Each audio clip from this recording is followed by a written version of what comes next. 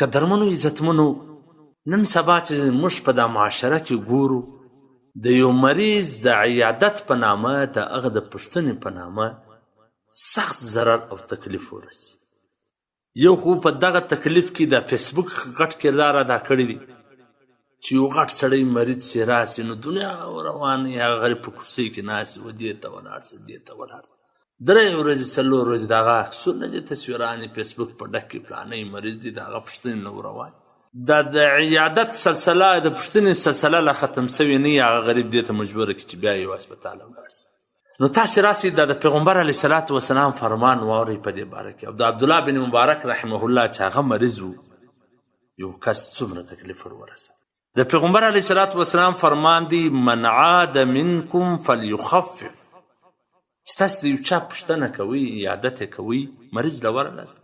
نو ډېر وخت مه تېروئ هغه ته تکلیف مه ورکوئ بس داسې اسانه عیادت پوښتنه دې پر وکړه بس راولاړ شه ځکه دا مریض دغه وخت په تکلیف وي په درد وي دی د خلکو مخته او پرش کې هغه کارونه نشي کولی کوم چې دته کول په کار وي دی چې په خلوت یا یوازې کولی شي د ده دپاره اساني دا وي چې دی یوازې وي. نو عبدالله بن مبارک رحمه الله مریض دی خلک پوښتنې نه وله راکړل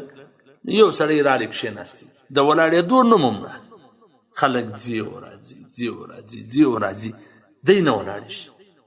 اخر عبدالله بن مبارک رحمه الله ډېر ستړی شو چې اوس د ده مخته زه بې تکلفه یعنې هغه خپل کارونه نسم سرته کولی کوم چې زه په یوازې کول غواړم. اخر مجبوره سو چې اوس دته څنګه ووایم چې ولاړ شه دی ځیم نه. عبدالله بن مبارک رحمه الله وفرمایله چې یو خو دغه ناجوړي دا مرض د دې تکلیف یو طرف ته دی او د دا خلکو تنګول دا بل طرف ته دی یعنې دا د دې دپاره وویله چې دی به ولاړ سي ولاړ به سي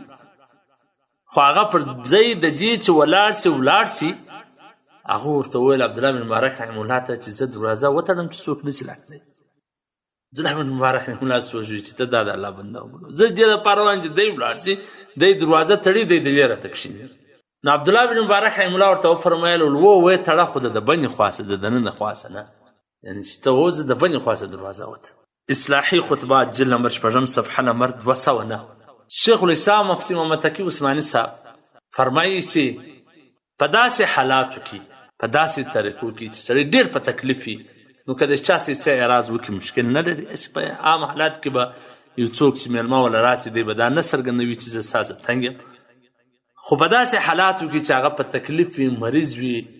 نو دی کولی شي چې داسې اعراض وکړي یا داسې طریقه اختیار کړي چې هغه په دې پوه کړي چې هغه ولاړ شي. دا ټوله وجه دا ده چې زموږ هره طریقه د سنتو خلاف یعنې زموږ په دین کې هره طریقه شته اوس د مریض پوښتنه به څنګه کوې دغه موږ تاسې نه عملي کوو چې دا عملي کړي نو مریض به بیا په تکلیف کېږي نه ثواب به هم تا ته حاصلوي